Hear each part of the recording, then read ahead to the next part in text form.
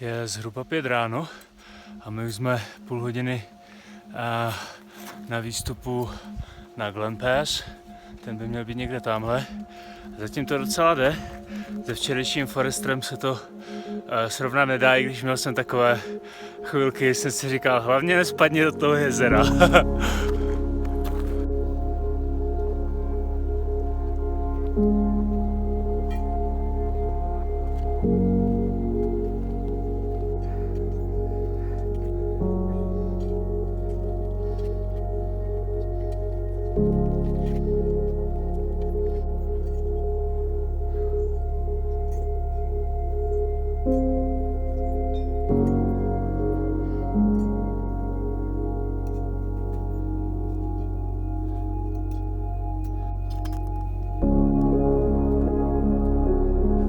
Tak je 5:40 a my jsme právě na vrcholku průsmyku Glen Pass.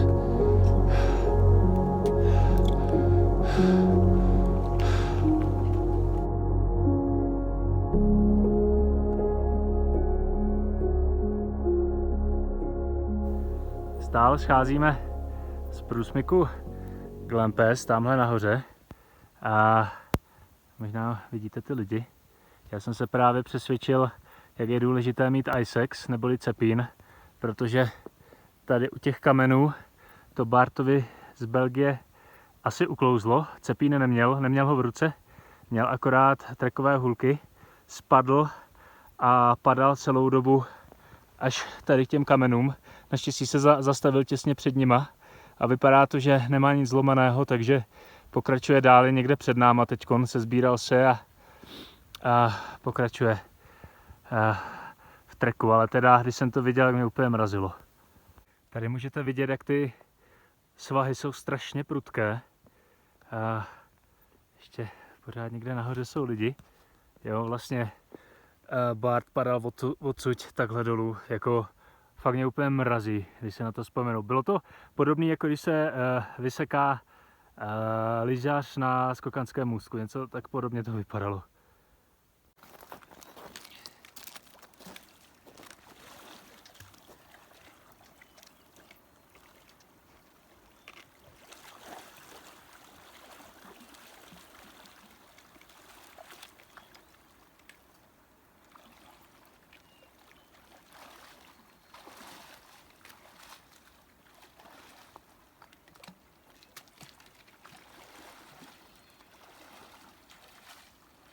Tak jo, kdyby se mi chtělo ještě po tom zážitku na Glen Pass třeba ještě spát, tak teď už vůbec ne. Protože jsem byl po pás v ledové vodě, to mě dokonale probudilo. Ježišmarja, necítím prsty. Jo, to je super na koupačku. Zvlášť, když je 7:45 ráno. To budu celý den v mokrým.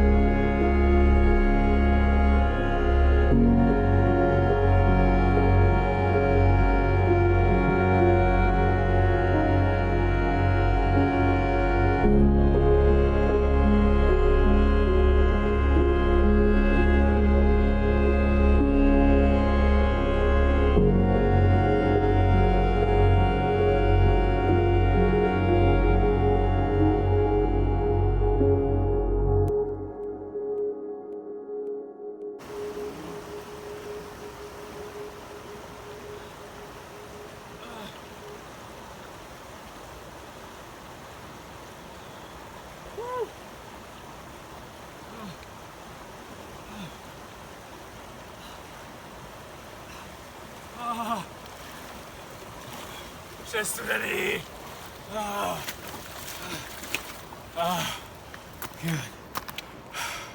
Tak mám za sebou další koupačku.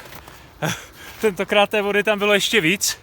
A opět, i když svítí slunko, necítím prsty, jsou úplně zmrzlý od pasu dolů.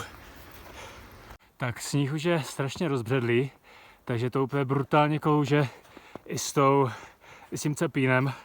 Takže musíme moc opatrně, protože tady se na ten šutr fakt nechceš. Tohle je Baxter Creek a opět hledáme, kde ho přebrodit.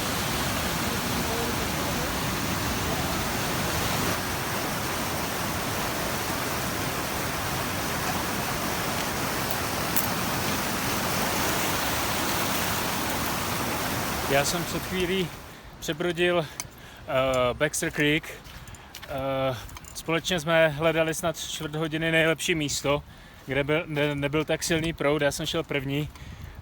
Ke konci už jsem byl skoro na druhé straně a proud mě trochu chytil, takže jsem se tam chytil nějakého křoví na břehu a tak jsem se vyškrábal. No, jako docela se třepu, musím říct. A doufám, že už dneska žádný prodej nebudou, protože myslím, že jsem si studený vody užil až.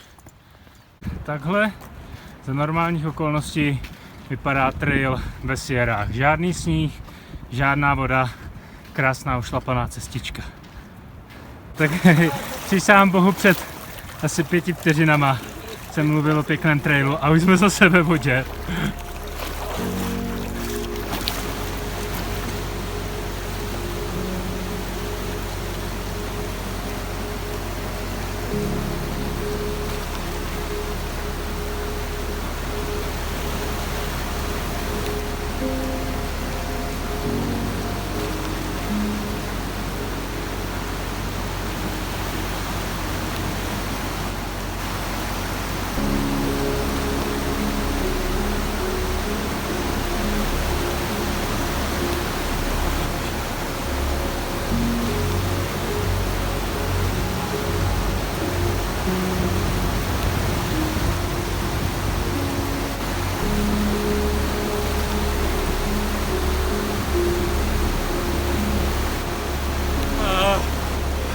Jsem na druhé straně.